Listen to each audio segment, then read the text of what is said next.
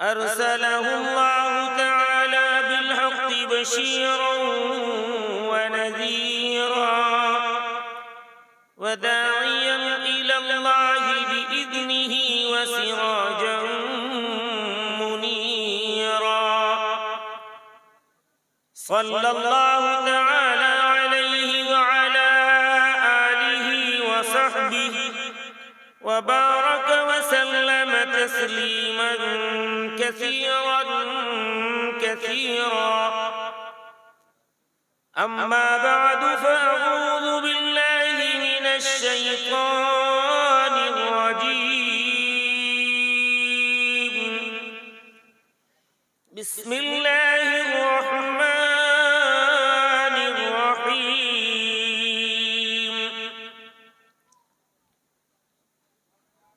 लक़द कान लकुम फ़ी रसूलिल्लाहि उस्वतुन हसनह। व अय्ज़न क़ाल अल्लाहु तबारक व तआला इन्ना नहनु नज़्ज़लना ज़िक्र व इन्ना लहु लहाफ़िज़ून। वक़ाल नबी सल्लल्लाहु तआला अलैहि वसल्लम मन इत्तबअ सुन्नती वजबत लहु शफ़ाअती व हुवा वारिदुन अलैयल हौज़ व मन लम यत्तबि' सुन्नती लम यनल शफ़ाअती व लम यरिद अलैयल हौज़। व अय्ज़न क़ाल नबी सल्लल्लाहु तआला अलैहि वसल्लम उत्लुबुल इल्म मिनल महदि इलल लहद। व अय्ज़न क़ाल नबी सल्लल्लाहु तआला अलैहि वसल्लम युक़ालु लिहामिलिल क़ुरआन यौमल क़ियामह इक़रा वरतक़ी वरत्तिल कमा कुन्त तुरत्तिलु फ़िद्दुन्या फ़इन्न मंज़िलक इन्द आख़िरि आयतिन तक़रउहा। व अन इब्न अब्बास रज़ियल्लाहु तआला अन्हुमा कमा रवाहु अबू दाऊद वन्नसाई व इब्न माजा व तिर्मिज़ी अनिन नबी सल्लल्लाहु तआला अलैहि वसल्लम मन लज़िमल इस्तिग़फ़ार व फ़िन नसाई मन अक्सरल इस्तिग़फ़ार जअलल्लाहु लहु मिन कुल्लि ज़ीक़िन मख़रजा व मिन कुल्लि हम्मिन फ़रजा व यर्ज़ुक़ुहु मिन हैसु ला यहतसिब औ कमा क़ाल अलैहि स्सलातु वस्सलाम।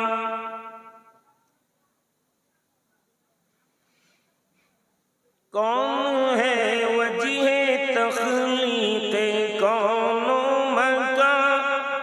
कौन है वजीहे तख़लीक़े कौनो मकान और कोई नहीं है हुज़ूर आप है और कोई नहीं है हुज़ूर आप है। अब तो माबूद के आज भी दरमिया अब तो माबूद के आज भी दरमिया और कोई नहीं है हुज़ूर आप है। कौन है वजीहे तख़लीक़े कौनो मकान और कोई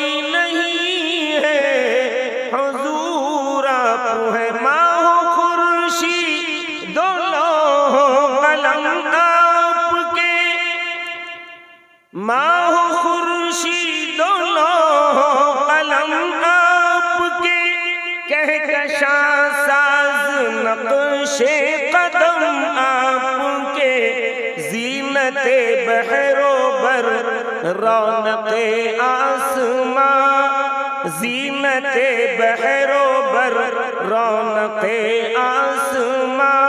और कोई नहीं है हुज़ूर आप हैं, और कोई नहीं है हुज़ूर आप हैं। कौन है वजीहे तख़लीक़ कौनो मकां, और कोई नहीं है हुज़ूर आप हैं। मरकज़े वही रब आपकी ज़ात है, मरकज़े वही रब आपकी ज़ात है।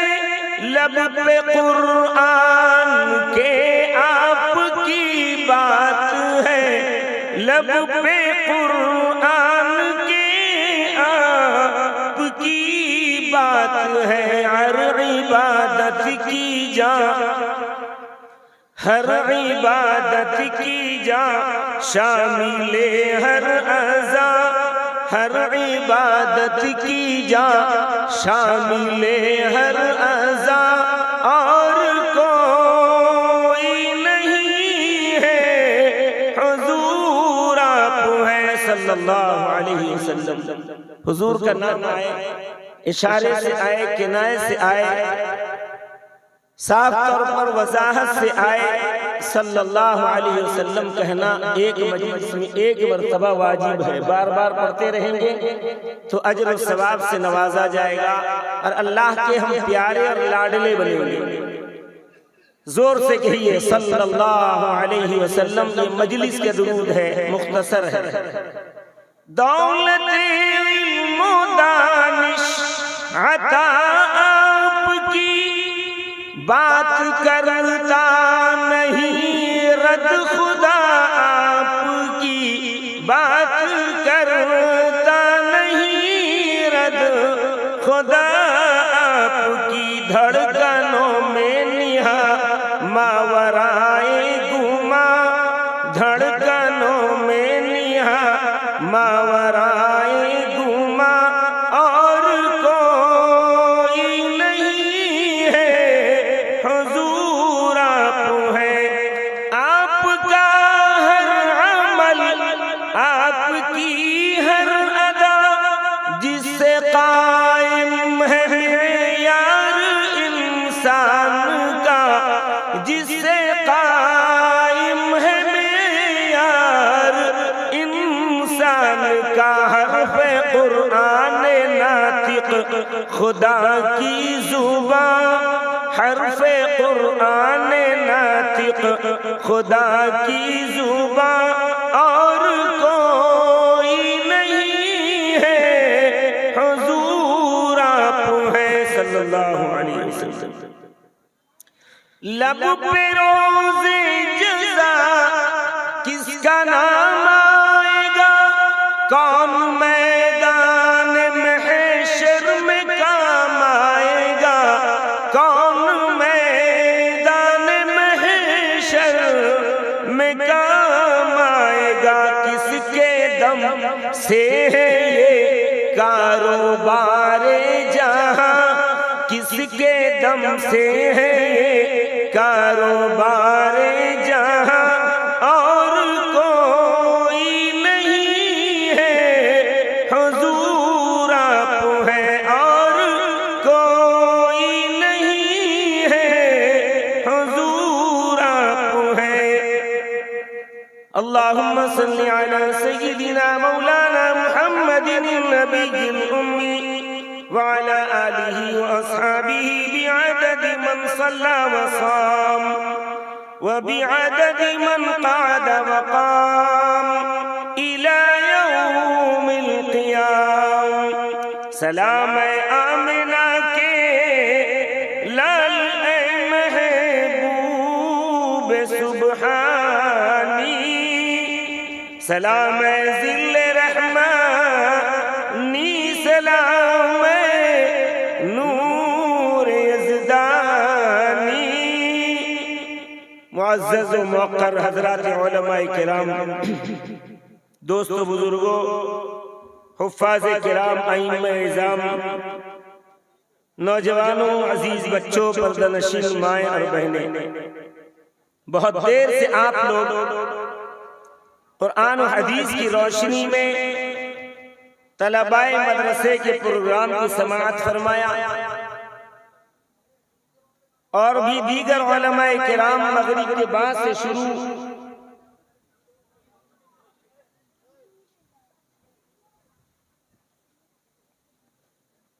फरमाते हुए आप तक बातें दीन की पहुंचाई। फिर मुझसे अजीज, मुझसे कब्ल हमारे उड़ीसे की मायनाज मादर इल्मी मरकजुल उलूम के मुहतमिम और शेखुल हदीस हजरत मौलाना अजीज मुकर्रम मौलाना मुफ्ती सैयद नकीबुल अमीन बरकी के जरिए वलवला अंगेज अंदाज से तकरीर समाअत फरमाई। प्रोग्राम तो ये था कि मैं पहले बोल कर निकल जाता, लेकिन तरतीब फिर बदली और ये हुआ कि मुफ्ती साहब का बयान पहले हो गया। आप हज़रात ने बड़ी तवज्जो से मोहब्बत से समाअत फरमाई। फिर मेरी बारी है और फिर आपको वक्त देना है। आज की रात अल्लाह के नाम कुर्बान करना। अभी मुफ्ती साहब कह रहे थे, नौजवान कहते थे हम कुर्बान कर देंगे, अपने जान को दे देंगे, अपने माल को दे देंगे, पता नहीं क्या क्या दावे क्या क्या करता रहते हैं हम और आप। मैं आज की रात आपसे एक रात की कुर्बानी मांग रहा हूं, देंगे इंशाअल्लाह? बोलो, उठा के हाथ उठा के बोलो। जो बाहर खड़े हो तो बेचारे बाजार के हवाले हो गए, दुकानों के हवाले कुछ हो गए, कुछ मैदानों के हवाले हो गए, मजलिस के हवाले जो है वो कम से कम अहद करें कि आज की रात अल्लाह के नाम हम वक्त कर देंगे। युगना ये रात कल आने वाली नहीं है, आज ही आज है। और फिर आखिर में पूरे हिंदुस्तान की मायनाज हस्ती शख्सियत हजरत मौलाना क्या नाम, हाँ, सादुल नजीब साहब तशरीफ फरमा आराम कर रहे हैं। वो इंशाअल्लाह तशरीफ लाएंगे। इन उलमा को आप जानते नहीं हैं, अब यूट्यूब को जनवा दिया गया। यूट्यूब के जरिए आप जब प्रोग्राम सुनते हैं तब समझ में आता है कि उलमा कहाँ कहाँ सरमारी करते रहते हैं, मगजमारी करते रहते हैं, वक्त लगाते रहते हैं। और न उससे पहले कौन मौलवी कहाँ तकरीर किया, कहाँ गया, कहाँ नहीं गया, कुछ पता रहता था। हम ये समझते थे कि मिर्जापुर आए हैं तो बस मिर्जापुर में तकरीर किए होंगे, बाकी कहीं नहीं। लेकिन यूट्यूब बता रहा है कि आज कहीं है तो कल कहीं, कल कहीं है तो परसों कहीं, परसों कहीं है तो तरसों कहीं। चलो ये एक रास्ता मिल गया है हमारे जानकारी का कि उलमा शबो रोज दिन रात अल्लाह के दीन की इशाअत और तबलीग में लगे रहते हैं। हजार लोगों की हिदायत और रहनुमाई का जरिया बन रहे हैं। और अल्लाह ने भी अपने नबी को यही फरमाया था, फज़क्किर बिल कुरआन मन यखाफु वईद। ऐ मेरे लाडले नबी, मेरे बंदों को कुरान सुना सुना कर, जो डरने वाले हैं अल्लाह के वईद से, कुरान सुना सुना कर उन्हें अल्लाह के वईद से डराइए, समझाइए, बतलाइए कि अल्लाह ताला हमसे क्या मतलूब और मकसूद है, अल्लाह क्या चाहते हैं और हमें दुनिया में आने का मकसद क्या है और हमारी जिंदगी यहाँ गुजारने का मकसद क्या है। उसको लोगों को समझाइए। ये दुनिया चंद रोजा है, इसको सब छोड़ जा चुके, हम भी कुछ दिनों के बाद जाने वाले हैं। मिनहुम मन क़ज़ा नहबहु व मिनहुम मन यंतज़िर, कि हमसे पहले लोग जा चुके। इसी इलाके के अंदर 35 साल तकरीबन मैं आता रहा हूँ। लॉकडाउन का जमाना तो गया, हर साल हजरत मौलाना मुफ्ती और कारी सैयद सिराजुल साजिदीन की हमराही में हर साल में आया करता था। आप में से बहुत सारे लोगों को याद होगा, जवान तो हमें पहचानते भी नहीं होंगे, लेकिन बूढ़े हजरात तो जरूर पहचानते हैं, या हमारी उम्र के जो है वो पहचानते होंगे। मैं भी तो बूढ़ा हो चुका हूँ, 61 साल हो गया।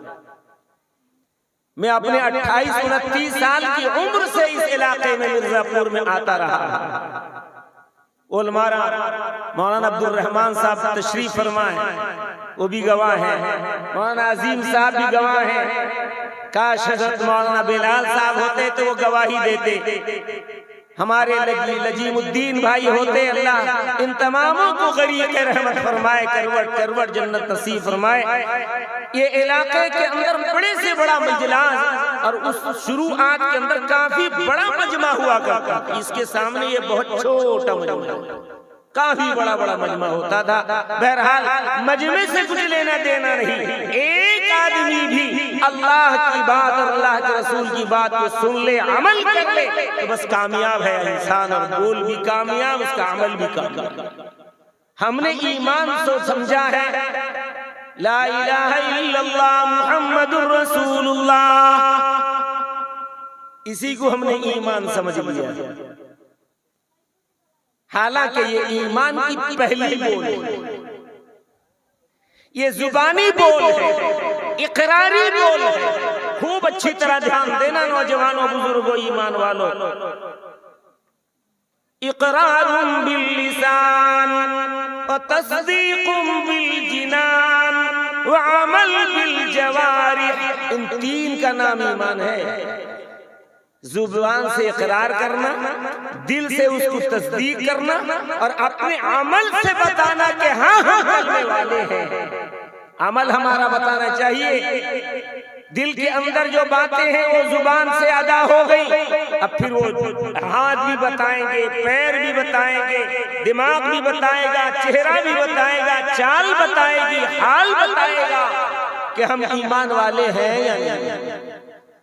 तो भाइयों और दोस्तों, वाकयातन अगर हम ईमान वाले हैं भी, अल्लाह का शुक्र है कि जुबान से इकरार भी करते हैं, दिल से तस्दीक भी करते हैं और अपने अमल से उसको जाहिर भी करते हैं। रोजा भी रखते हैं, दौलत होने पे हज भी करते हैं, मजीद दौलत होने पे ज़कात मदारिस को देते हैं, गरीब गुरबा की मदद करते हैं। ईमान वाले हैं, जभी तो ये हमसे हो रहा है। रमजान मुबारक के रोजे हो,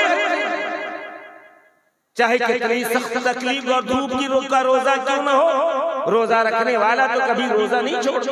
ईमान वाला तो रोजा नहीं छोड़ता। हकीकत में ईमान जिसका होगा उसको रोजे पे लाएगा उसका ईमान। नमाजी हकीकत में वो है जिसकी नमाज उसको बुराइयों से रोक दे। मैं नहीं कहता, कुरान कहता है इन्ना सलात तन्हा अनिल फहशाई वल मुनकर, बेशक नमाज ईमान वाले को हर बुराई से रोक देती है, बचा लेती है।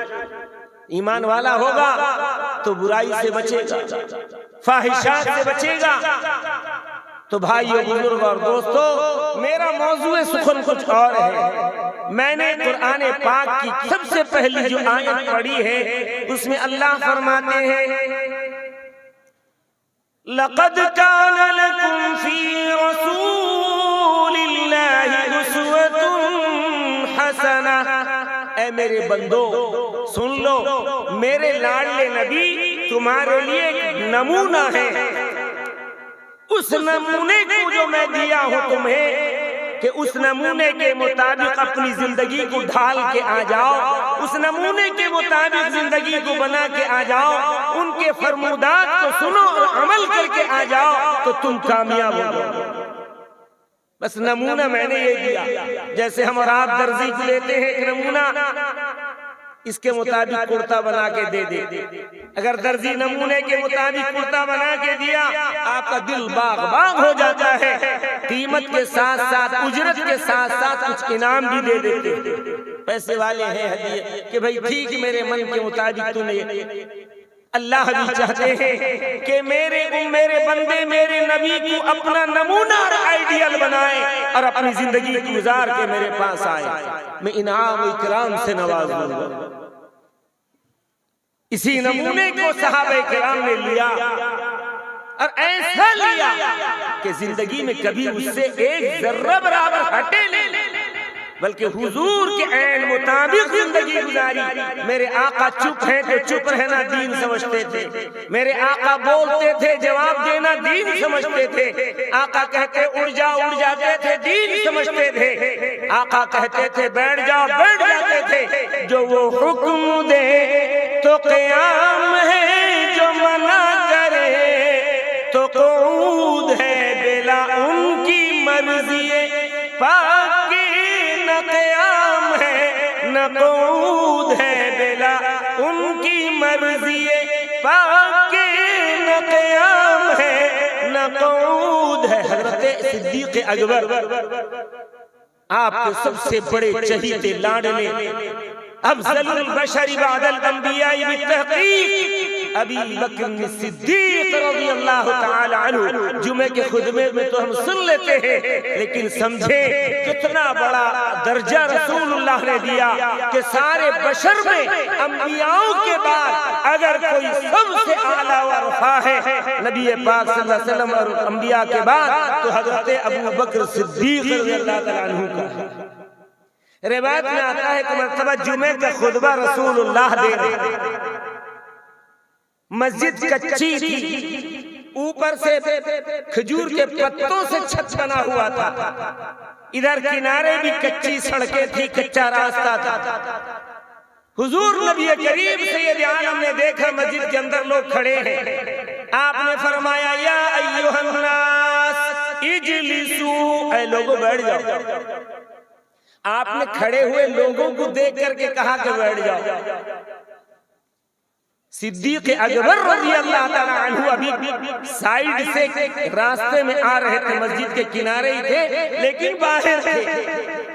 रिवायत में आता है सिद्दीक़ अकबर के कान में आवाज पड़ी तो सिद्दीक़ अकबर से रहा नहीं गया कि मैं खड़ा होकर चल करके पहुंचूं, चूंकि मेरे आका ने इजलिसू कह दिया है बैठ जाओ, तो मेरी मजाल हो सकती।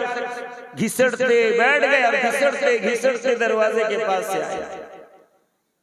सरवरे कौनैन की निगाह पड़ी, आपने फरमाया है सिद्दीक़ तू ये कैफियत क्यों बना लिया? कहा कि रसूलुल्लाह मेरे कान में आपकी आवाज आ गई, पड़ गई, कह लोगों बैठ जाओ।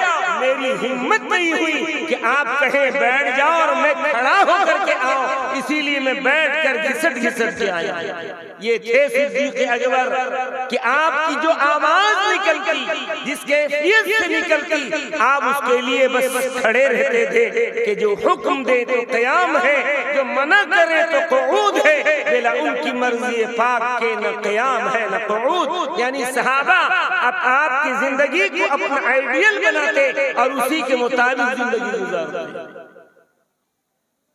आपने तबलीग दीन के लिए हुक्म दिया,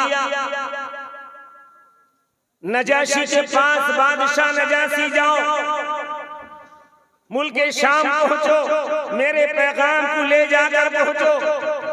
रिवायत में आता है सहाबा किराम में से कई सहाबा को अल्लाह के रसूल ने भेजा। नजाशी बादशाह बहुत शरीफ, बहुत दयानतदार, बहुत इंसाफ पसंद था। जब पहुंच गए सहाबा किराम लेकर के मुझे अल्लाह ने आखिरी नबी बना करके भेजा, मेरे बाद फिर कोई नबी नहीं आएगा, मैं अल्लाह का सच्चा रसूल हूँ, जो मेरी इत्तिबा कर लेगा वो कामयाब है, जो इत्तिबा से रूगर्दानी करेगा वो नाकाम दुनिया में भी है और आखिरत में भी।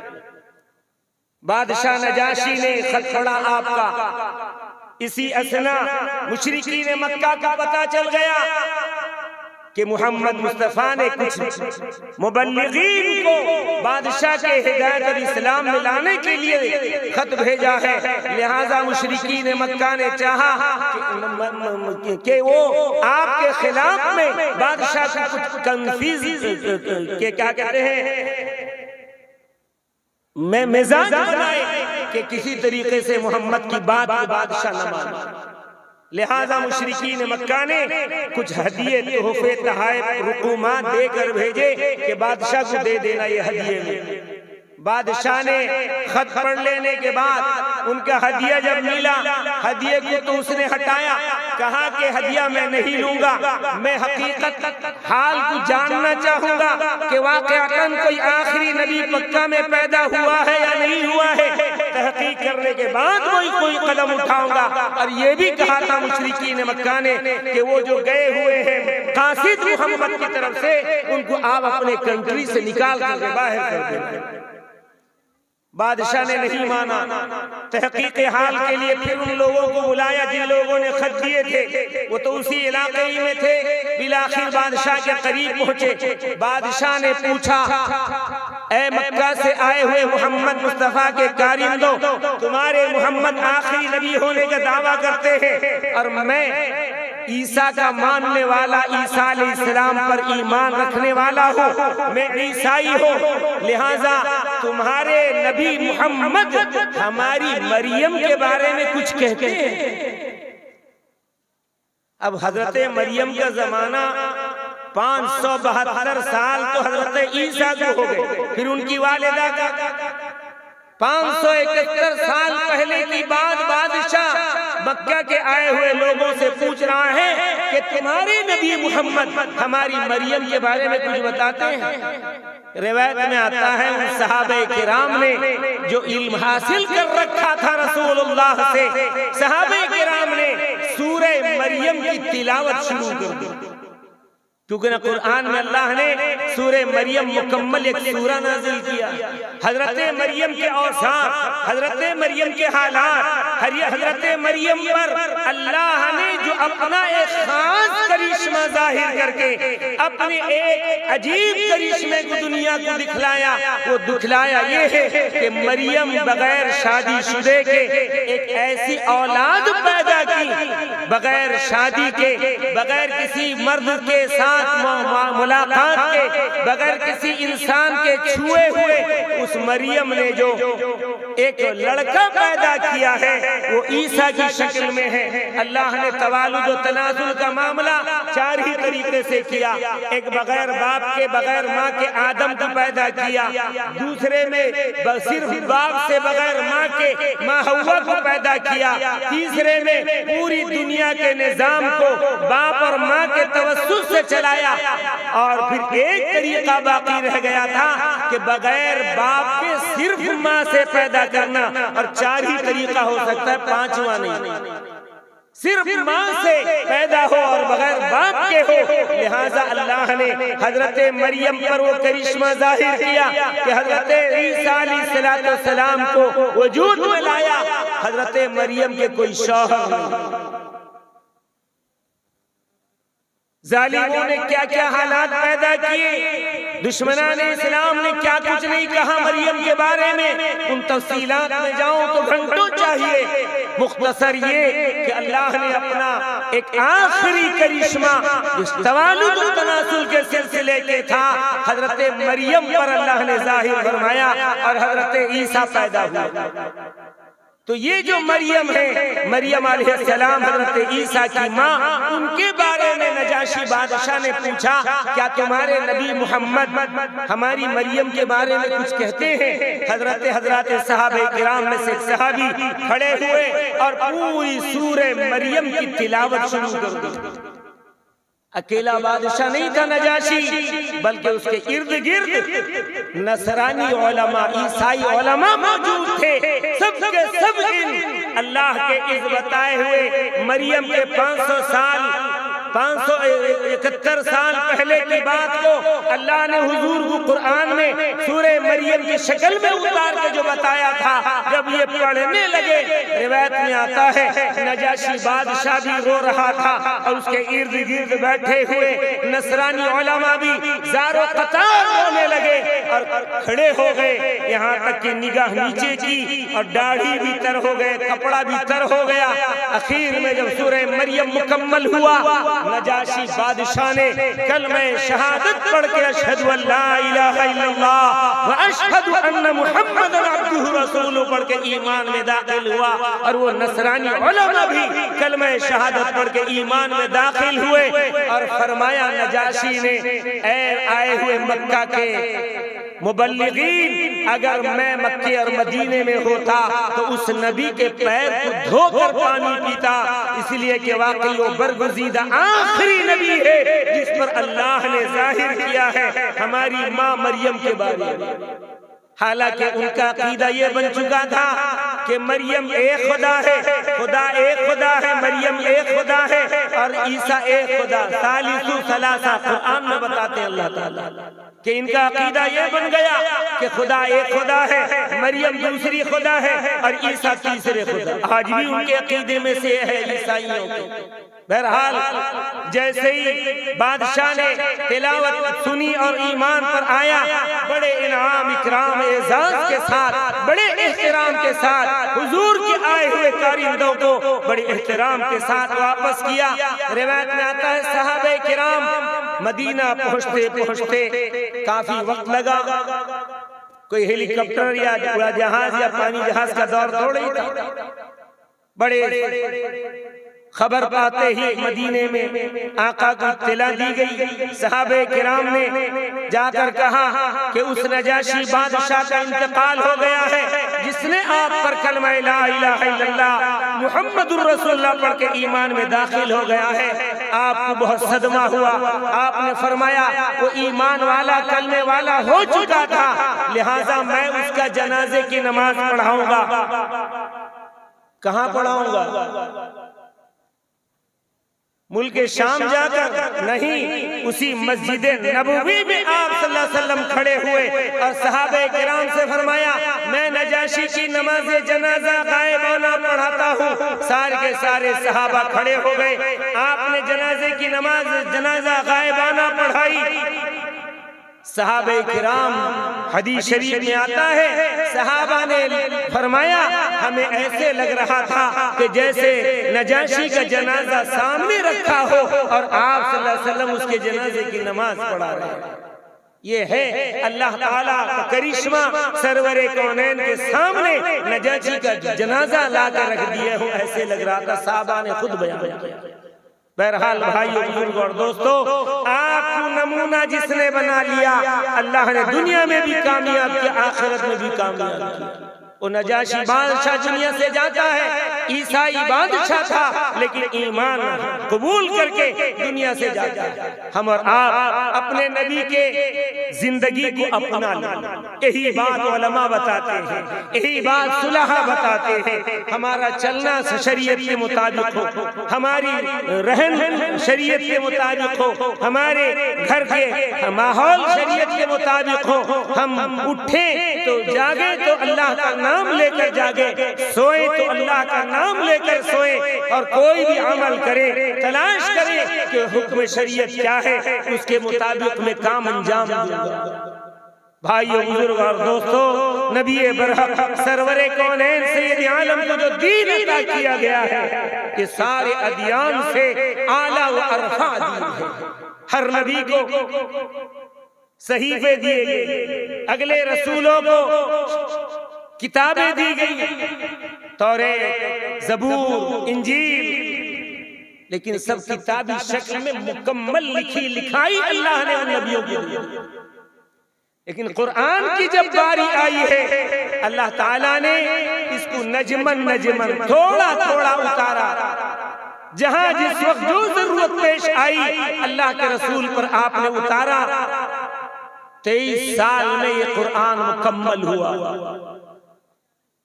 और वो भी हजरत जिब्रील के जरिए से हुजूर के सीने में मुंतकिल किया गया, फिर हुजूर के सीने से सहाबे किराम के सीने में मुंतकिल किया गया।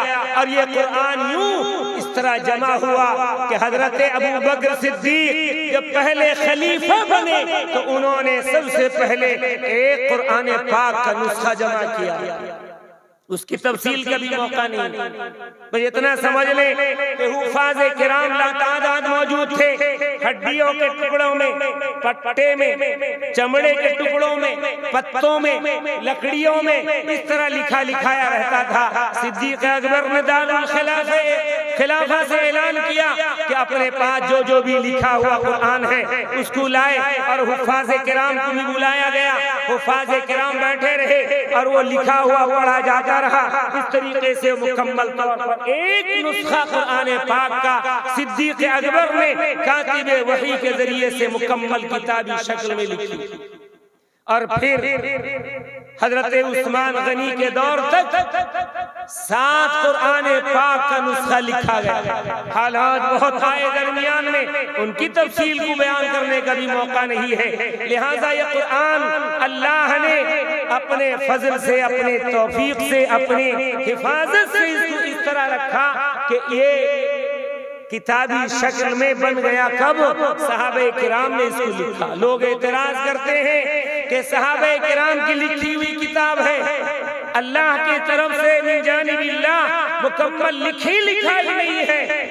भाइयों, बुजुर्ग और दोस्तों, उलमा के करीब बैठोगे तो तुम्हारे इश्कालात दूर होंगे। अल्लाह कहता है अलिफ लाम मीम ज़ालिकल किताबु ला रैब फीह। अलिफ लाम मीम, इनका तर्जुमा ना कोई बता सका ना कोई बता सकेगा। अल्लाह व रसूलुहु आलम, अल्लाह और उसके रसूल ही जान सकते हैं इसका माना क्या है। मैं इस तरह समझाता हूँ, कहीं कहीं बताता हूँ। पहले जमाने में ना मोबाइल था, ना फोन था, ना कुछ था, टेलीफोन था, कुछ नहीं था। टेलीग्राम जरूर था।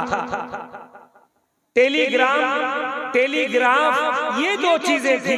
लेकिन बेचारा लिख लिखा करके गांव वाला टेलीग्राम के ऑफिसर के पास लेके देता, वो पढ़ लेता। पढ़ लेने के बाद वो अपने मशीन को चलाता, टका टका टारे टारे टका टका टारे।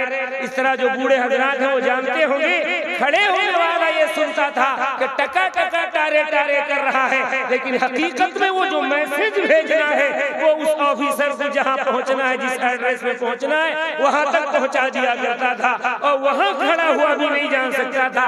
वो पढ़ा लिखा जिसने पढ़ा है, जिसने समझा है, वो समझ करके फिर उसको लिखता खत के आकार में, और फिर उसको घर वालों के पास भेजता कि तेरा टेलीग्राम आया है। न ये समझ सका जो खड़ा होकर के मैसेज करवा रहा है, लिखवा रहा है, न वो समझ सका जो उसके पास खड़ा है। लेकिन ये टेलीग्राम भेजने वाला और उसको वसूल करने वाला, ये दोनों जान रहे थे कि क्या हो रहा है, क्या नहीं हो रहा है। तो अल्लाह जानता है। अलिफ लाम मीम, अलिफ लाम मीम रा, अलिफ लाम मीम साद। जितने हुरूफ मुक़त्तआत कुरान में आए हैं, इनका इल्म अल्लाह उसके रसूल के अलावा कोई नहीं जानता। मैं जरा फहम को करीब करने के लिए ये टेलीग्राम और टेलीग्राफ का उदाहरण दिया, मिसाल दिया, ताकि आप समझें कि किस तरीके से दुनिया में भी ऐसा तालीम है। तो अल्लाह रब्बुल इज्जत ने अल्लाह के नबी को क्या कहा है वो अल्लाह जानता है, अल्लाह के रसूल जानते हैं। हम और आप नहीं जान सकते, आका को ने भी नहीं बताया है। बहरहाल आगे अल्लाह फरमाते हैं ज़ालिकल किताबु ला रैब फीह। अल्लाह फरमाते हैं ये वो किताब है कुरान। तो ये कह सकते थे अल्लाह हाज़ल किताब, ये किताब नहीं। अल्लाह ने इशारा दिया है कि ये जब किताबी शक्ल में बनेगी, यानी सहाबा उसे किताबी शक्ल में मुंतकिल करेंगे, तो उस पर ऐ मेरे बंदो शक व शुबा मत करना, इसलिए कि सहाबा सब के सब बख्शे बख्शाए हैं। रज़ियल्लाहु अन्हुम व रज़ू अन्हु, अल्लाह उनसे राजी, वो अल्लाह से राजी है। लिहाजा कुरान पर कोई शक न करे। आज तक क्या क़यामत तक कोई कुरान पर शक करने वाला है नहीं। अल्लाह ने इस कदर कबूल किया है कुरान को कि आज तक अपने असली शक्ल में मौजूद है। न एक हर्फ कोई बदल सका, न जेर बदल सका, न जबर बदल सका, न आयत बदल सका, न कोई सूरत बदल सका, बल्कि मिन अन्हु बहू रहेगा। क्यों? इसलिए कि अल्लाह ने जिस आयत की मैंने तिलावत की थी, अल्लाह फरमाते हैं नहनु नज़्ज़लना ज़िक्र व इन्ना लहू लहाफ़िज़ून। हमने ही इस कुरान को उतारा है और हम ही इसकी हिफाजत करेंगे। अरबी ग्रामर वाले उलमा तो जानते ही हैं, आप भी जान लो। अल्लाह फरमाते हैं कि हम हाफिजून माने हाफिज हुफाज़े किराम के जरिए से इसकी हिफाजत करेंगे। अभी 3 हाफिज़े कुरान आपके सामने बैठे थे, इनके सीनों को अल्लाह ने ऐसा कबूल किया है खुदा की कसम कि कुरान जैसे आला किताब, आला कलाम का मस्कन बना दिया। हमारे हजरत रहमतुल्लाह अलैह फरमाया करते थे कि कोई हाफिज़े कुरान अगर कुरान पढ़ रहा हो उसको बगैर वजू के भी नहीं छूना चाहिए, क्योंकि कुरान पढ़ रहा है, मुकम्मल तौर पर मुजस्सम कुरान बन गया है। लिहाजा एहतरामन हजरत मौलाना मक्की हिजाजी मक्के के मुकर्रिर एक जमाने से आज भी जिंदा है, उनके साहबजादे का इंतकाल हुआ, अल्लाह उनकी मग़फ़िरत फरमाए। वो फरमाया करते थे, पिछले रमजान में उनकी का बयान आया था कि मदीने में एक शख्स इंतकाल किया और वो हर 10 साल 15 साल के अंदर हर कब्र को उछाला जाता है। लिहाजा जब उछाला गया तो वो जो है लाश वैसी की वैसी मौजूद है, न कफन में मिट्टी लगी है न जनाजे का कुछ बिगड़ा। बिलाखिर कुछ और साल गुजरे, फिर इसी तरह जहां वहां उछाले जाता है मदीने में। हमने खुद कुरान देखा कब्र पर। फिर कई साल के बाद फिर इसी तरह तलाश किया गया तो वजू का तुम मौलाना मक्की हिजाजी जो हरम पाक में बैठकर लोगों को तकरीर और हिदायत और हज के अरकान उम्रे के तरीका सब बताते रहते हैं, कुरान और हदीस की रोशनी में बातें रखते हैं, उर्दू में तकरीर करते हैं। मौलाना मक्की ने फरमाया कि वहाँ के लोगों ने, उलमा ने जब पूछा उनके घर वालों से कि भाई ये कौन सा आदमी है, इसका अमल क्या था कि आज तक इसका लाशा खराबी नहीं हो रहा, जू का तू पड़ा। तो घर वालों ने कहा कि वो हाफिज़े कुरान का बहुत एहतराम करते थे, जिंदगी में कभी एक हाफिज़े कुरान की तरफ पैर करके नहीं बैठे कि गोया कि वो कुरान है उसकी तरफ पैर करना, गोया कि कुरान की तरफ पैर करना है। बहुत अकीदत, बहुत मोहब्बत करते थे। अल्लाह ने उनके लाशे को, उनके कफन को ऐसा महफूज रखा कि दुनिया ने भी देख लिया। ये सब कभी कभी अल्लाह जाहिर कर देते हैं बंदों की हिदायत और रहनुमाई के लिए। तो एक हाफिज़े कुरान अल्लाह के नजदीक इतना मुकर्रम है, कल क़यामत के दिन युक़ालु लिहामिलिल कुरान, हामिले कुरान हाफिज़े कुरान से कहा जाएगा इक़रा, कुरान पढ़, वर्तक़ी, और कुरान पढ़ता जा रहा दर्जे पे चढ़ता चला जाए, यानी अल्लाह के करीब होता जा। बाज़ उलमा ने लिखा ये दर्जे में चढ़ना मतलब अल्लाह के करीब होता जा। ये बोल किसकी है? ये बोल किसकी है? कुरान ये बोल है, कलाम है किसका? अल्लाह का कलाम। हर किताब को किताबुल्लाह तो कहा गया, कलामुल्लाह किसी को नहीं, न तौरात को, न ज़बूर को, न इंजील को। कलामुल्लाह का शरफ अगर हासिल है तो कुरान पाक को हासिल है, इसीलिए हम उसको कलामुल्लाह भी कहते हैं। किताबुल्लाह तो है ये, कलामुल्लाह भी बोलते हैं। तो अल्लाह कहेंगे कुरान पढ़ता जा, जन्नत में चढ़ता जा, अपने दर्जात में चढ़ता चला जा। जहां और कैसे पढ़, जैसे दुनिया में पढ़ा करता था।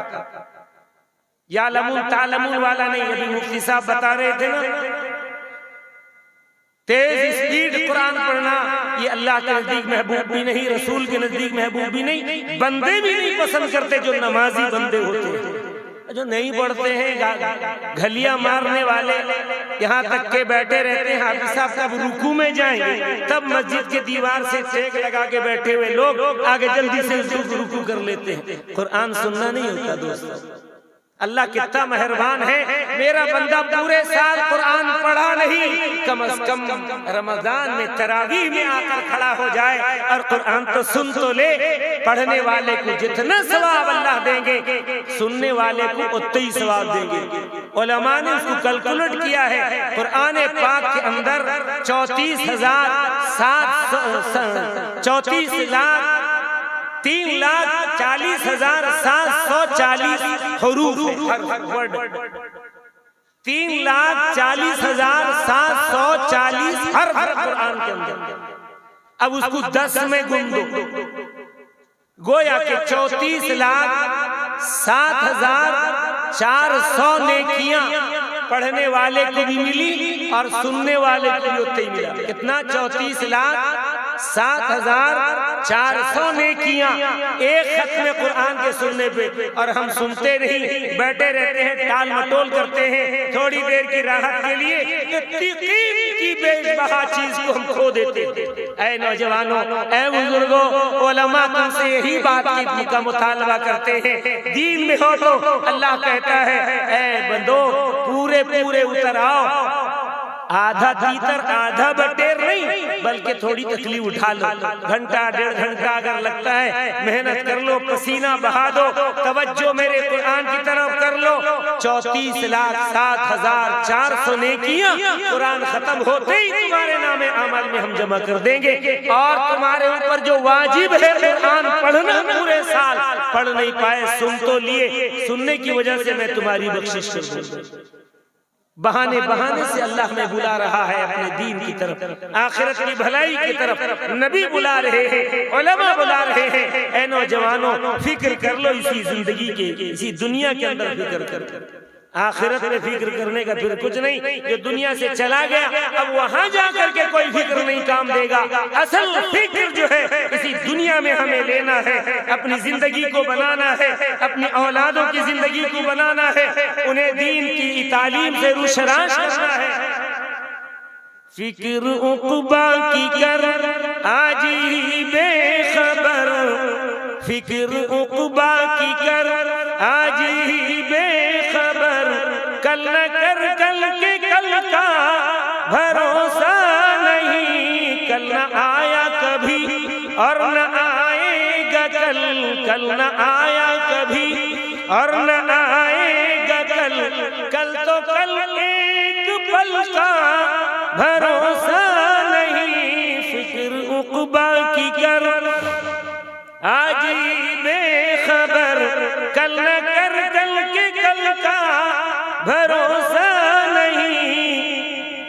नाज कितना था दौलत पे कारून को, पहले जमाने में मिट्टी का घर हुआ करता, और आज तो हर घर शाही घर बनने लगा। टाइल्स, मोज़ाइक, तो मोज़ाइक भी खत्म हो गया, अब मार्बल पत्थर आ गए, आलीशान बिल्डिंगें बन रही हैं। बनाओ, आराइश करो इजाजत, ज़ेबाइश करो इजाजत, नुमाइश मत करना। सारे के सारा किया कराया गारत कर दिया। नुमाइश कहते हैं दिखावे को, नुमाइश मत करो। बढ़िया मकान बनाओ, कोई मना नहीं, पाकीज़ा मकान बनाओ, जरूर बनाओ, कोई मना नहीं, लेकिन इतना शोबाजी मत करो कि अल्लाह नाराज हो जाए और तुम्हारा सारा अमाल गारत कर दिया, सारी दौलत को गारत कर दिया जाए। बहरहाल, नाज कितना था दौलत पे कारून को, भूल बैठा था दीन और ईमान को, मिल गई खाक में उसकी दौलत सभी, मिल गई खाक में उसकी दौलत सभी, ऐसी दौलत का कोई भरोसा नहीं। फिक्र उक़बा की कर आज ही बेखबर, कल न कर कल के कल का भरोसा नहीं। कसरे शाही में आज सोता है तू, कसरे शाही में आज सोता है तू, फर्श मखमल पे इतरा के चलता है तू, तन्हा सोएगा कल कब्र में देखना, तन्हा सोएगा कल कब्र में देखना, सोच ले इस महल का भरोसा नहीं। फिक्र उक़बा की कर आज ही बेखबर, कल न कर कल के कल का भरोसा नहीं। रूह शद्दाद की, आजकल यूट्यूब में आता है कि शद्दाद जो महल बनाया था, जन्नत बनाई थी, आज वो खंडर होके पड़ा हुआ। हम लोग तो सिर्फ सुनते थे, किताबों में पढ़ रखा था, लेकिन अल्लाह ताला आज उन हालात को भी इन मोबाइल को जरिया बनाकर हमें दिखा रहा कि देखो ये खंडरात, देखो जन्नत बनाया था शद्दाद ने, नबी की एक न मानी और अपनी मनमानी से उसने नबी के कहने के मुताबिक अल्लाह जन्नत में ऐसा महल देगा, ऐसा महल देगा, ऐसा महल देगा, ऐसी खूबसूरत हूरें देगा और अल्लाह अपने इनामात से नवाजेगा। ऐ बंदे मान ले, माना नहीं, मनमानी किया, कहा कि मैं खुद जन्नत बना दूं। बुजुर्गों ने लिखा है उसने हुक्मनामा जारी किया, बादशाह था, अपने आप को खुदा कहलवाता था, लोग अगर खुदा नहीं मानते कत्ल करवा देता था। हुक्म जारी किया कि अगर किसी ने अपने घर में एक छदाम सोना या एक छदाम चांदी रखा और पाया गया कि उसके घर में सोना चांदी है तो उसका कत्ल कर दिया जाए। सब डर मर के ला करके बादशाह सलामत के दरबार में लाकर पहुंचा। उन सोनों से, चांदियों से, हीरे से, मोतियों से नबी के फरमान के मुताबिक जन्नत ऐसी है, ऐसी है, खुद बनाया। नहर जारी करवाई शहद की, नहर जारी करवाई पानी की, नहर जारी करवाई दूध की, यानी जन्नत की नेमतें ऐसी कि उसमें उसने वैसे ही किया जैसा हदीसों में आता। अब उस जैसा थोड़े ही किया होगा, छोटी मोटी जन्नत जरूर बनाया, लेकिन अल्लाह ने उसको ऐसी पकड़ में लिया कि वो अपनी बनाई हुई जन्नत में ताक और झांक भी न सका, जहन्नम रसीद करवा दी अल्लाह ने इसे। जब कंप्लीट हो गया, कारिंदों ने कहा खुदावन, खुदा करके बुलाते थे उसे, बहुत खुश होता था, खुदावन आपकी बनाई हुई जन्नत तैयार है, चलिए देखिएगा। रिवायत में आता, आपने भी सुना होगा बार बार कि वो अपनी सवारी में बैठकर आया, उसकी सवारी के दो टाप जन्नत के दरवाजे के अंदर और दो टाप जन्नत के बाहर, उसकी बनाई हुई जन्नत के बाहर रब्बे जुल जलाल जो कायनात का मालिक व मुख्तार है, जो चाहता है वो करता है, उस पर कोई हुकूमत चलाने वाला नहीं है, ना हुआ ना होगा, वो अकेला है कायनात के चलाने में। अल्लाह ने हुक्म दिया मलकुल मौत को, ऐ मलकुल मौत जा शद्दाद की रूह को कब्ज करके ले। ऐन दरवाजे में ताक और झांक भी न सका अपनी बनाई हुई जन्नत को, रूह कब्ज कर ली गई, चला गया दुनिया से, जहन्नम रसीद हो गया। उसी को शायर ने बहुत प्यारे अंदाज से कहा, रूह शद्दाद की जब निकाली गई, रूह शद्दाद की जब निकाली गई, सैर बागे इरम की न उसको मिली, हाथ मलता गया और कहता गया, हाथ मलता गया और कहता गया, ऐसी जन्नत का कोई भरोसा नहीं। आज भी हम करोड़ 10 करोड़ लगाकर कोई आला तरीन बिल्डिंग बना ले, लोग बना भी रहे हैं, लेकिन क्या उस पे रह पा रहे हैं? बोलो ईमानदारी से। वो बचे, मेरे मालूमात में कटक शहर में एक बेचारे अब्दुल अजीज साहब थे, कच्ची मेमन गुजरात के, कभी मालदार। हम जो बलेसर सोरो भद्रा वगैरह के जो फसाद हुआ था उसमें आए थे, वो भी हमारे साथ आए थे। हजरत मौलाना असद मदनी रहमतुल्लाह अलैह भी तशरीफ लाए थे। तकरीबन 17-18 गाड़ियां थी वहाँ के हालात को देखने और मदद करने के लिए। तो अजीज कच्ची वो भी तशरीफ लाए थे। उनकी ओमनी गाड़ी से मारुति की थी, उसको हम लोग लेके आए थे, हमारी गाड़ी खराब थी। बहरहाल वो अब्दुल अजीज कच्ची साहब ने आज से तकरीबन 30 साल पहले अपने रूम को, एक रूम को 1.25 लाख रुपए में खाली सजाया था। बनाना तो 25-30 लाख में बिल्डिंग बनाई थी, खाली रूम को सजाने में 1.25 लाख रुपया खर्च किया। भाइयों बुजुर्गों, तो अंदाजा करो, उनकी वालिदा जिंदा रही लेकिन वो अल्लाह को प्यारे हो गए। तो इसी तरह हम दुनिया में बनाएंगे बिल्डिंगें, जरूर बनाएं, हलाल कमाई से बनाएं, खूब अच्छा पाकीज़ा मकान बनाएं, ज़ेबाइश करें, नुमाइश से बच के करें और छोड़ करके चले जाना है, न इसमें कोई हमेशा रहा न रहेगा।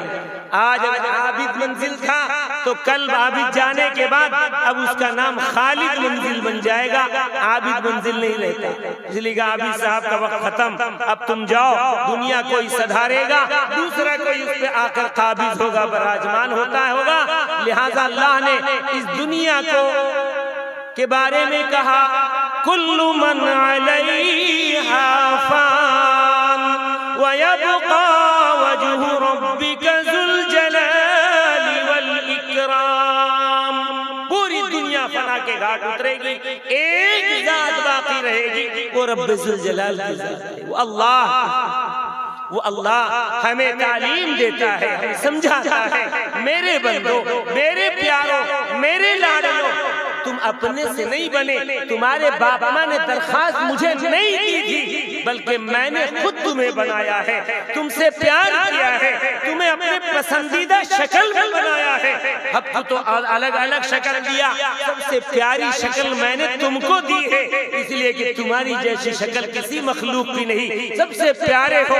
तुम्हारे चेहरे पे कोई मारेंगे भी मुझे पसंद नहीं है, मैं नबी के जरिए से मना करवा दिया हो कि किसी मखलूक, किसी बंदे के चेहरे पे मत मारो।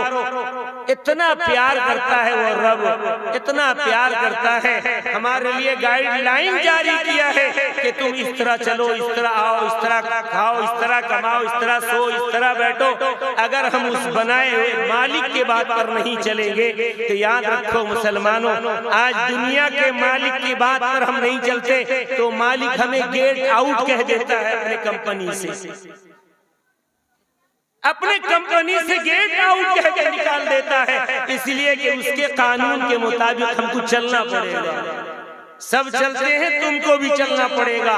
तुम एड़ा ओड़ा दिखाओगे, तुम्हें निकाल करके बाहर कर देता है कंपनी का मालिक।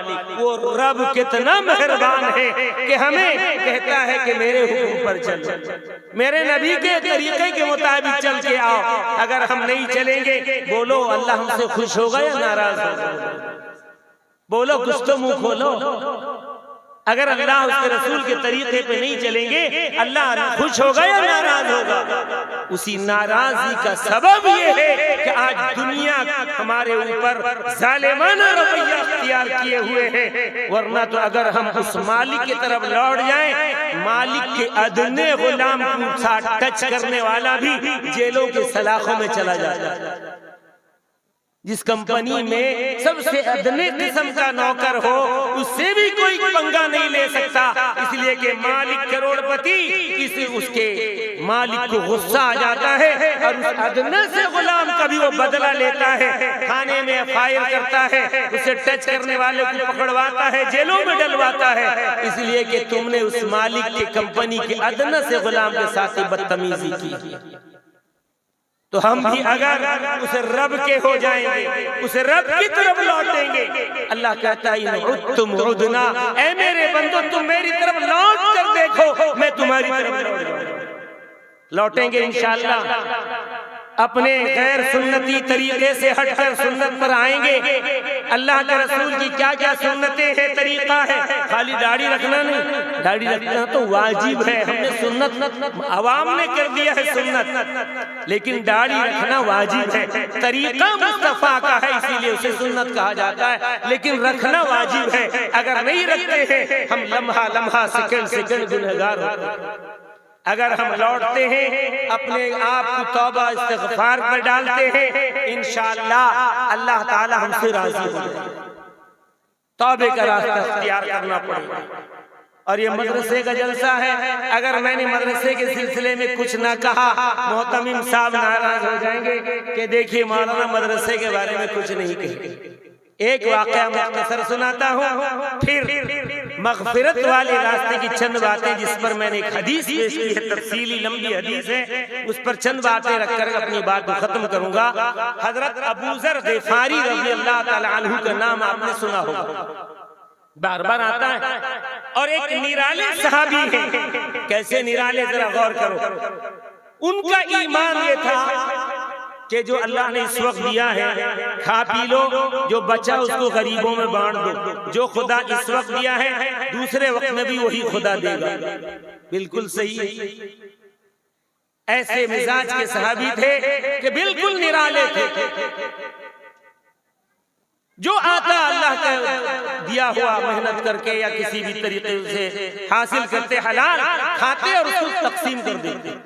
रिवायत में आता है एक मर्तबा रसूल करीम सैयद आलम मस्जिद नबवी में है, आप सल्लल्लाहु अलैहि वसल्लम तशरीफ फरमा है। हजरत अबू ज़र ग़िफ़ारी तशरीफ लाए मस्जिद में। गौर से सुनना इस बात को, मेरे आका का एक संदेश है इसमें, मेरे आका का एक फरमान है इसमें, मेरे आका की एक तंबीह है हमारे लिए इसमें। हजरत अबू ज़र ग़िफ़ारी से सरवरे कौनैन ने फरमाया, अबू ज़र कुछ दीन के लिए शुजाअत पेश करो, बहादुरी पेश करो। क्या फरमाया? अबू ज़र दीन के लिए कुछ शुजाअत, कुछ बहादुरी पेश करो। फरमाया, या रसूल अल्लाह मैं तो कमजोर दिल का आदमी हूं, मुझसे तो ये नहीं हो पाएगा। फिर आपने फरमाया, अबू ज़र अल्लाह के दी हुई दौलत में से अल्लाह के दीन के काम में कुछ खर्च करो। अल्लाह की दी हुई दौलत में से अल्लाह के दीन के लिए कुछ खर्च करो। आपने फरमाया, रसूलल्लाह मैं तो ऐसा फटीचर मखलूकुल हाल आदमी हूँ जो आया इस्तेमाल किया बचा हुआ सब तकसीम कर देता हूँ। अभी मेरे पास तो कुछ है नहीं कि मैं पेश कर दूं आपके सामने। हाँ, सबसे पहले आपने अबू ज़र ग़िफ़ारी से कहा कि अबू ज़र आओ गले लग जाएं।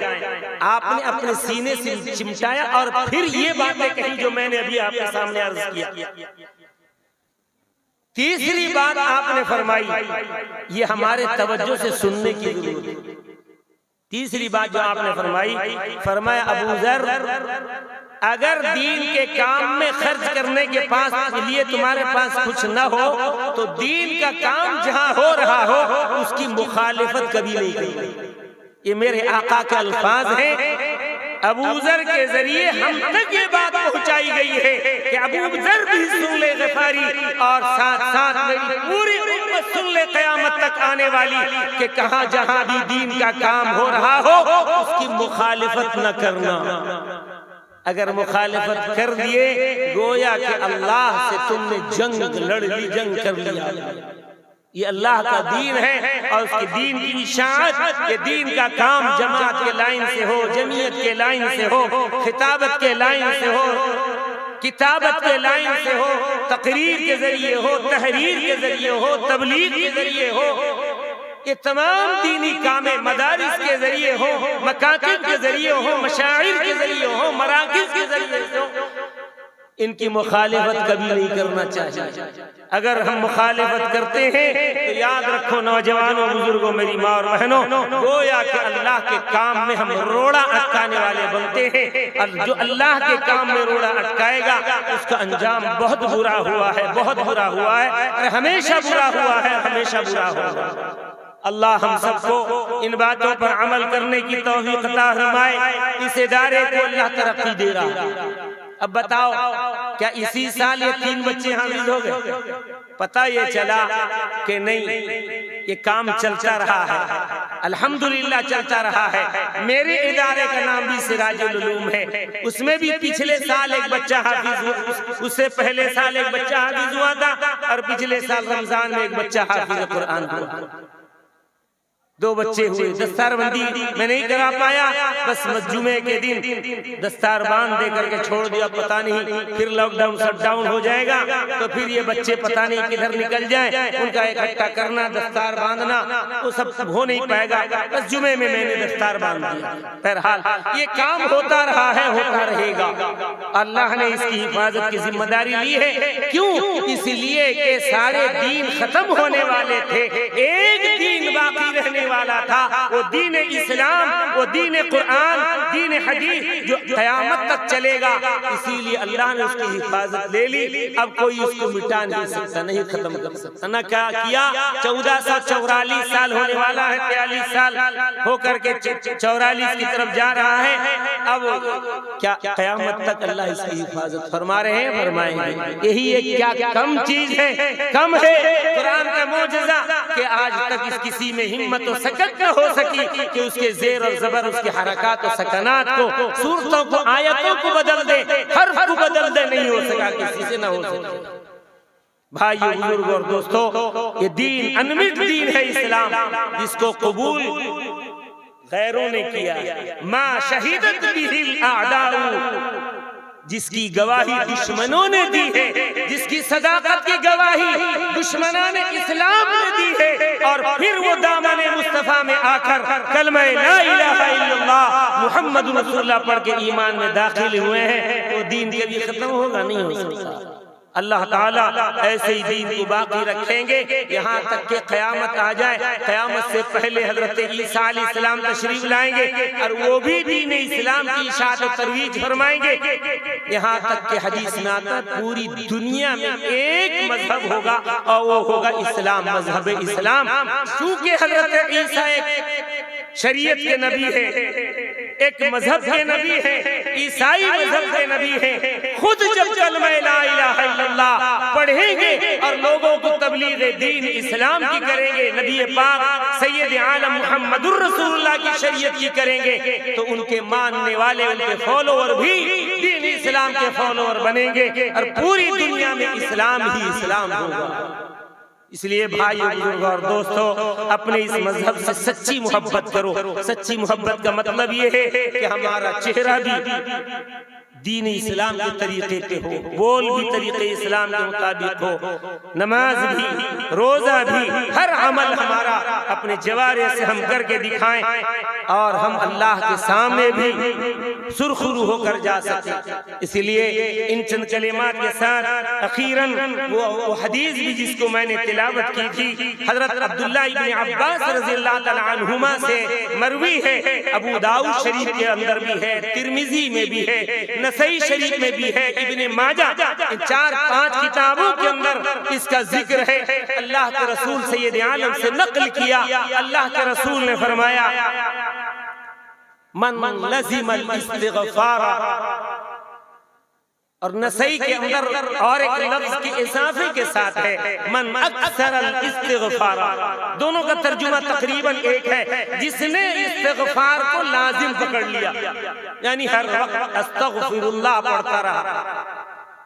मन लज़िमल इस्तिग़फ़ार। हम आज दौड़ते हैं तावीज लेने के लिए, रोजी में बरकत नहीं, मेरा तावीज दे दो, पानी दे दो, छींच दूंगा, कहाँ दुकान में लेके बरकत उभर के निकल आ जाएगी। ना मर्द फखर करते हैं गैरों के हमल पर, बच्चा भी कहीं होता है तावीज के बल पर। है मुसलमानों, तुम तो नबी की बात पे चलने वाले, नबी के एक एक फरमान पर जम करके देखो, अल्लाह की रहमत अगर न उतरे तो हमें झूठा करार दे देना, लेकिन हो ही नहीं सीखता झूठा। अल्लाह के रसूल का कौल सच्चा और सारे सच्चों के सच्चे का कलाम है। अल्लाह के रसूल ने फरमाया जिसने लाजिम पकड़ लिया इस्तिग़फ़ार को और जिसने ज्यादा से ज्यादा अस्तग़फिरुल्लाह पढ़ा, एक बार पढ़ दे कि हम बूढ़े हो जाते, नहीं, बार बार पढ़ें, जितना हो सके पढ़ें, जितने जल्दी जरूरत हो ज्यादा पढ़ो। 1200 बार उलमा ने लिखा है, और ज्यादा जल्दी फायदा चाहते हो 12,000 मरतबा पढ़ करके देखो अल्लाह का करिश्मा करेंगे। नहीं हम तावीज दे देंगे, 5,000 रुपया जाए कोई बात नहीं, 10,000 जाए आमिल लेता लेने दो। अस्तग़फिरुल्लाह अस्तग़फिरुल्लाह। दोस्तों बुजुर्गों, अल्लाह के नबी की कलाम में वो बरकत है, जिसने किया है वो कामयाब हुआ है। मैं अर्ज कर रहा था, अल्लाह के रसूल ने फरमाया जिसने भी लाजिम पकड़ लिया या ज्यादा से ज्यादा अस्तग़फिरुल्लाह पढ़ा, इस्तिग़फ़ार किया, अल्लाह के नबी ने फरमाया जअलल्लाहु लहू मिन कुल्ली ज़ीक़िम मख़रजा, अल्लाह ताला उसके तंग रास्तों को, रोजी के तंग रास्तों को खोल देंगे। हर तंग रास्ते को अल्लाह खोल देंगे। मुसीबत में हो, मुकद्दमाबाजी है, बीमारियों में मुब्तला हो, किसी भी किस्म के गम हम अलम मुसीबत में हो, हदीस कहती है, अल्लाह के रसूल फरमाते हैं जअलल्लाहु मिन कुल्ली ज़ीक़िम मख़रजा व मिन कुल्ली हम्मिन फ़रजा। हर गम अलम से अल्लाह ताला कुशादगी अता कर देंगे, दूर कर देंगे। वयर्ज़ुक़ुहु मिन हैसु ला यहतसिब, और रोजी इस अंदाज से अल्लाह अता करेंगे आपके गुमान और ख्याल में भी होगा नहीं कि कहां से किस तरह ये रोजी आ गई। ये अल्लाह का वादा है, अल्लाह के रसूल ने कहा है। आगे फरमाया, अच्छा ये इस्तिग़फ़ार क्या है? कोई जरूरी नहीं बड़े से बड़ा इस्तिग़फ़ार पढ़े। अस्तग़फ़िरुल्लाह अज़ीम अल्लज़ी ला इलाहा इल्ला हुवल हय्युल क़य्यूम व अतूबु इलैहि। अगर ये याद है ये पढ़ लो। बुखारी शरीफ में है अस्तग़फ़िरुल्लाह व अतूबु इलैहि, ये पढ़ लो। अस्तग़फ़िरुल्लाह रब्बी मिन कुल्ली ज़ंबिन व अतूबु इलैहि, इसको पढ़ लो। अस्तग़फ़िरुल्लाह बहुत आसान छोटा सा इस्तिग़फ़ार है। मैं अल्लाह से मग़फ़िरत चाहता हूँ, तौबा करता हूँ अल्लाह से, यही तो माना। और अगर पढ़ना चाहे रब्बिग़फ़िरली व तुब अलैया इन्नका अंतत तव्वाबुर रहीम, ये भी इस्तिग़फ़ार है। और एक अल्लाहुम्मग़फ़िरली व तुब अलैया इन्नका अंतत तव्वाबुर रहीम, बेशुमार इस्तिग़फ़ार है। जो सही इस्तिग़फ़ार याद करें पढ़ ले। सबसे आसान अस्तग़फ़िरुल्लाह, अस्तग़फ़िरुल्लाह रब्बी मिन कुल्ली ज़ंबिन व अतूबु इलैहि। जौन सभी इस्तिग़फ़ार याद हो पढ़ लो और कसरत से पढ़ो। देखो अल्लाह ताला इन तमाम मुश्किलात से, इन तमाम परेशानियों से अल्लाह के रसूल ने फरमाया हल अल्लाह निकाल देंगे। लेकिन बंदा अपनी जुबान से तो कहे। गांव का एक आदमी अगर कसूर कर देता है, जब तक गांव वाले से माफी नहीं मांग लेता गांव वाले अड़े रहते हैं। जब तक माफी नहीं मांगेगा मुंह से उसको बोलना पड़ेगा। जब तक नहीं बोलता उससे बाईकाट करते हैं। दुनिया के मामले में आप बाईकाट कर देते हैं। अल्लाह दोस्तों, उससे बुलवाना पड़ता है जुबानी। अल्लाह भी चाहते हैं मेरा बंदा मुझसे मग़फ़िरत चाहे। कितना मेहरबान है। अगर बंदा कह दिया जुबान से अल्लाह सुन लेते हैं, और ऐसा सुनते हैं। हदीस में आता है अल्लाह के रसूल ने फरमाया गुफ़िर लहू ज़ुनूबुहु व इन कान कज़बदिल बहर। फरमाया रसूलुल्लाह ने अल्लाह ताला उसके इतने गुनाह माफ कर देते हैं जितने समंदर के अंदर झाग है। आप लोगों के लिए बहुत आसान है, मिर्जापुर वालों के लिए। हम लोग तो पता नहीं कितना 100 किलोमीटर जाएंगे जब समंदर देखते हैं। आपके बगल में नदी नाले की तरह आपके बगल में समंदर है। ये झाग जितने हैं अल्लाह अकबर पहाड़ की तरह। अल्लाह के रसूल ने फरमाया अल्लाह ताला उसके इतने गुनाह गुफ़िर लहू ज़ुनूबुहु व इन कान कज़बदिल बहर, समंदर के झाग के बराबर गुनाह है, अल्लाह उसको माफ कर देगा। आगे फरमाया गुफ़िर लहू ज़ुनूबुहु व इन कान कऔराक़ि शजर, दुनिया के दरख्तों के पत्तों के बराबर भी अगर उसके गुनाह है, अगर कह देता है अस्तग़फ़िरुल्लाह, अल्लाह को बहुत प्यार आता है और अल्लाह उसे माफ कर देते हैं। गुनाह पर गुनाह तो हम लगते चले जाते हैं। मग़फ़िरत के लिए एक बोल हमारी निकलती नहीं। कितने बड़े नाफरमान और बागी हम उस रब के हैं कि हम उनको मानने का दावा तो करते हैं लेकिन उससे मग़फ़िरत चाहने के लिए तैयार नहीं। और तौबा किसे कहते हैं? अत-तौबतु नदम। अल्लाह के रसूल ने फरमाया नादिम हो जाना, शर्मिंदा हो जाना, उसके सामने अपने इक़रार जुर्म कर लेना। ऐ अल्लाह मैं मुजरिम हूँ, तुझसे माफी चाहता, मुझे माफ कर दे। अस्तग़फ़िरुल्लाह का मतलब। आगे आया गुफ़िर लहू ज़ुनूबुहु कअय्यामिद दुनिया, दुनिया के जितने दिन हैं 24 घंटे दुनिया में जितने हुए आदम अलैहिस्सलाम उससे पहले इतने, अगर बंदा अस्तग़फ़िरुल्लाह अस्तग़फ़िरुल्लाह अस्तग़फ़िरुल्लाह पढ़ता है, अल्लाह के रसूल ने फरमाया उसके इतने भी गुनाह अगर होंगे दुनिया के दिनों के बराबर, अल्लाह उसको भी माफ कर देगा। आखिर में फरमाया रसूलुल्लाह ने गुफ़िर लहू ज़ुनूबुहु व इन कानत करमलिल आलिजिन। अल्लाह के रसूल ने फरमाया अल्लाह इतने गुनाह उसके माफ कर देंगे जितने दुनिया के रेत है, रेत। यानी पहाड़, रेत का पहाड़ के बराबर भी, बालू के पहाड़ के बराबर भी अगर उसके गुनाह होंगे, बंदा सच्चे दिल से अल्लाह के सामने नादिम हो जाए और कहे अल्लाह मैं तुझसे माफी चाहता हूँ। अल्लाह इसी माफी चाहने के तलबगार है कि बंदा मुझसे तलब तो करे, माफी तो मांगे। हम हैं कि अकड़े हुए हैं, आज जो गुनाह किया घंटों में फिर वही गुनाह, फिर गुनाह, फिर गुनाह, फिर गुनाह, आज गुनाह, कल गुनाह, इसी तरह पूरी जिंदगी गुनाहों से लथपथ गुनाह से भर डाला है।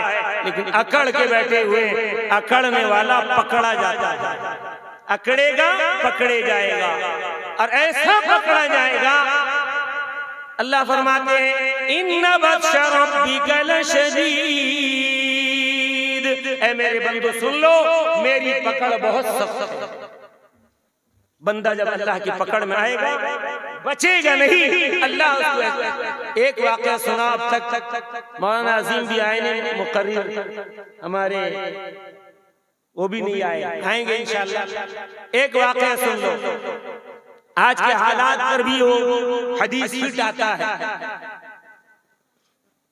अल्लाह के रसूल सैयद आलम तशरीफ फरमा है, अचानक आपकी खिदमत में एक ऊंटनी आकर पहुंच गई। आज मेरा नौजवान मेरे आका को न पहचाने, सिर्फ नाम लेके ला इलाहा इल्लल्लाह मुहम्मदुर रसूलुल्लाह पढ़ ले अलग बात है, लेकिन ऊंटनी पहचानती थी कि अल्लाह के आखिरी नबी है, खातमुन नबीयीन है, मुहम्मदुर रसूलुल्लाह है। इनके पास जाकर के अपना दुखड़ा सुना दूंगी तो मैं बच जाऊंगी, इस यकीन के साथ आकर ऊंटनी पहुंच गई और आपके सरे मुबारक के करीब कुछ कहा। इतने में आपने फरमाया जा ऐ ऊंटनी मैं तुझे अमान देता हूँ।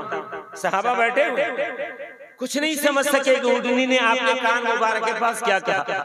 आप कभी ऊंटनी के करीब कान मत लेके जाना, ये तो आका की बात थी कि अल्लाह के रसूल के सामने अपना दुखड़ा सुनाने आई थी। लेकिन ऊंटनी इतनी कीना परवर जानवर है, उलमा बताते हैं किताबों में लिखा है ऊंटनी इतना खतरनाक कीना परवर है कि अगर सर आपका उसके मुंह के सामने आ गया पूरा यूं पकड़ेगी और खोपड़ा उठा लेगी ऊंटनी। बहुत खतरनाक, उसकी पकड़ बहुत खतरनाक होती है ऊंटनी। सर कभी मत लेके जाना। देखेंगे कुर्बानी करने वाले ऊंट का उसके गले को ज़िबा नहीं किया जाता है, फसल्ली लिरब्बिका वन्हर, उसका नहर होता है। नहर माने कोई इस जगह में सीने में, ऊंट तो इतने लंबा उसका मुंह है सामने, बस सीधे छक्के रहता है। वो कुर्बानी करने वाला गया और यहाँ भोंक देता है, उसी को नहर कहा जाता है। वही है उसकी कुर्बानी का तरीका ऊंटनी की। कहीं दूसरे जानवर की तरह आप भी ऊंटनी को गले में ज़िबा करोगे वो उस तरह नहर उसका कुर्बानी नहीं होता। गए तो आप भी चले जाओगे, कुर्बानी के हवाले हो जाओगे। हाथी अगर बदमस्त हो जाता है, बदमाशी करता है, तो हाथी को सुधारने के लिए ऊंट को लाया जाता है। ऊंट अगर आया और उसके कान को पकड़ लिया फिर हाथी हिल नहीं सकता। ऊंट की पकड़ बहुत खतरनाक। ऊंट हाथी को सुधारने के लिए ऊंटनी को लाया जाता है और ऊंटनी आते ही उसके कान को पकड़ लेता है हाथी के। अब हाथी हिल नहीं सकता, सुधर जाता है, जो भी हो सलीके में आ जाता है। तो ऊंटनी ने आकर आका से कुछ कहा। आका ने फरमाया ऐ ऊंटनी जा मैं तुझे अमान देता हूं। इतने में ऊंटनी के मालिकान दौड़े दौड़े आ गए, रास्ता नाप के आ रहे थे, देखे इधर ही आइए तो आ गए। कह गए या रसूल अल्लाह ये ऊंटनी हमारी है, अब हमें वापस फरमा दीजिए। आपने फरमाया ऊंटनी ने मुझसे शिकायत की है कि उससे पूरी जवानी तुमने काम लिया, बोझ ढोया, हर किस्म का सफर का काम लिया, आखिर में तुम मुझे बहुत सताने के दरपे हुए थे कि वो अमान लेने मेरे पास आ गई। मैं अमान दे चुका हूँ, अब ऊंटनी तुम्हारे हवाले नहीं करूंगा, उसकी कीमत ले जाओ। आपने कीमत उस ऊंटनी की दे दी और फरमाया ऐ ऊंटनी जा तू जिस तरफ जंगल में चाहती है चली जा, आज से तू आजाद है, तुझ पर कोई भी जोर जबरदस्ती जुल्मन खिदमत काम नहीं लेगा। आका ने फरमा दिया। अब वो उन्होंने पैसा रकम लिया और चले गए। उनके जाने के बाद ऊंटनी ने आसमान की तरफ अपना निगाह उठाया और कुछ कहा। मुसलमानों ऊंटनी पहचानती थी मेरे आका को, खुदा की कसम ऊंटनी के उस कहने पर रसूलुल्लाह ने आमीन कहा। सहाबा ताज्जुब में है कि ऊँटनी क्या कह रही है, आका क्या समझ रहे हैं और आप आमीन कह रहे हैं। दूसरी बार उसने फिर चेहरा उठाया और फरमाया, कुछ फरमाया तो आपने फरमाया आमीन।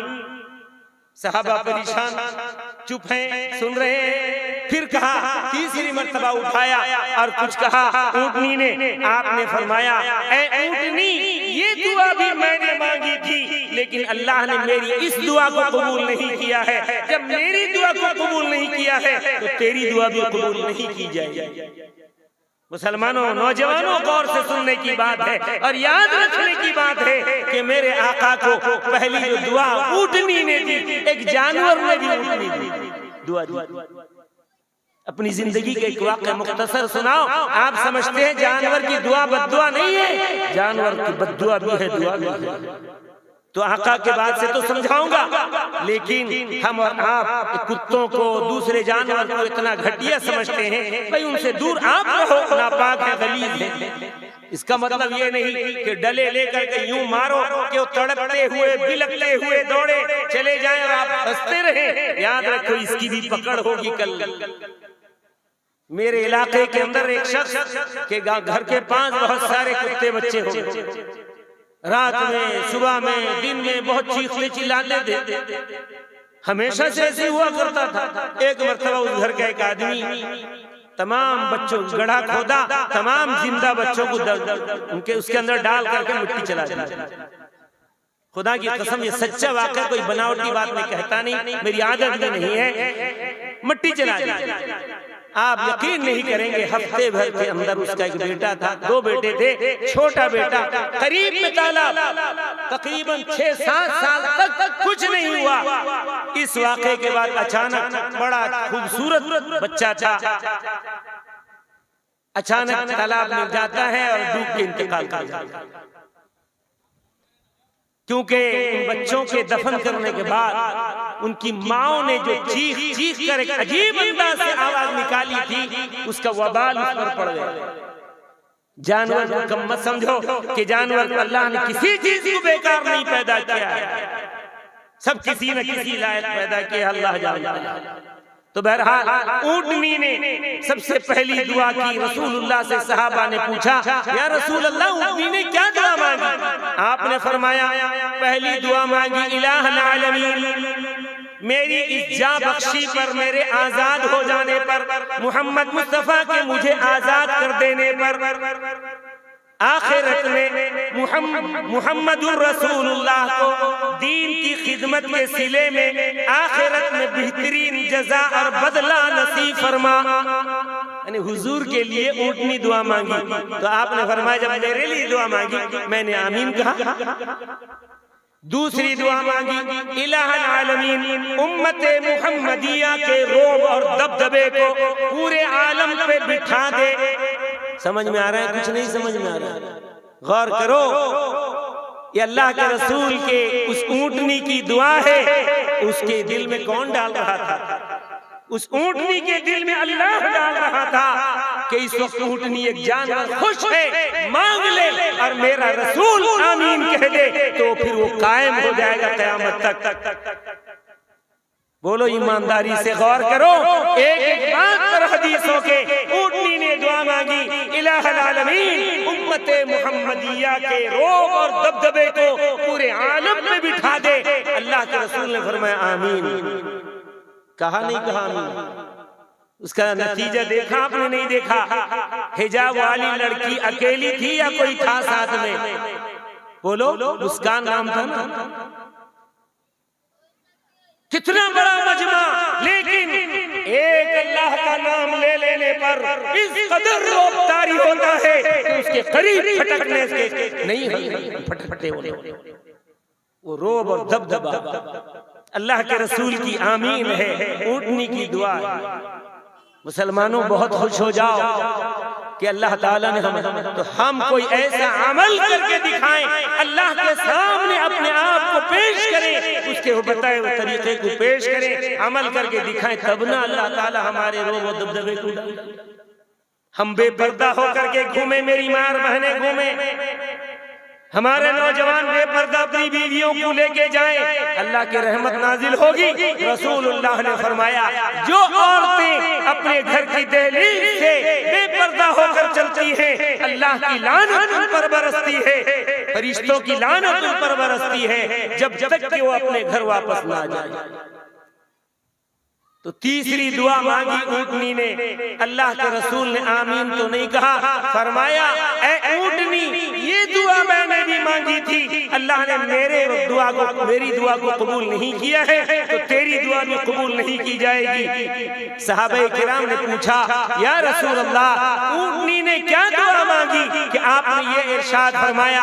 अल्लाह के रसूल ने फरमाया ऊँटनी ने आखिर में ये दुआ मांगी, इलाहुल आलमीन उम्मते मुहम्मदिया को अपनी पकड़ से बचा ले। तो अल्लाह के रसूल ने फरमाया अल्लाह ने मुझसे कह दिया है इन्ना बत्शा रब्बिका लशदीद, ऐ मेरे बंदो सुन लो मेरी पकड़ बहुत सख्त है, मेरी पकड़ से कोई नहीं बच सकेगा। अल्लाह जिस पर रहम कर दे अलग बात है, लेकिन पकड़ सबकी होनी है। लिहाजा हम अल्लाह के रसूल सैयद आलम की एक एक बात को सुने, उस पर अमल करने की कोशिश करें। अब बिला ताखीर मुकर्रिर शोलाबार, हिंदुस्तान के अजीम और बहुत मशहूर तरीन मुकर्रिर हजरत मौलाना तशरीफ ला चुके हैं। इनका इंशाअल्लाह उनका वलवला अंगेज बयान होगा। जो हजरात इधर उधर हैं, कुर्सी को मेरे वक्त में खाली कर दिए, मैं कुछ कहा नहीं, इसलिए कि आप भी ओढ़िए मैं भी ओढ़िया। भाई ओडिशे के हैं, ओडिशे का बाशी ओड़िया, बिहार का बाशी बिहारी, बंगाल का बाशी, चाहे वो हिंदू है मुसलमान हो। लिहाजा आप में छुटकारा दे सका था, अब आने वाले मुकर्रिर छुटकारा देंगे नहीं। आप करीब आ जाओ, सामने आ जाओ, खूब खाली कुर्सी पड़ी हुई है, आ जाओ करीब आ जाओ। जो गए गए, चलो अल्लाह करे वो आ जाएं। अब मोहतमिम साहब से मैं इजाजत चाहूंगा, साथ साथ आपसे भी इजाजत चाहूंगा। मेरे बहुत मोहसिन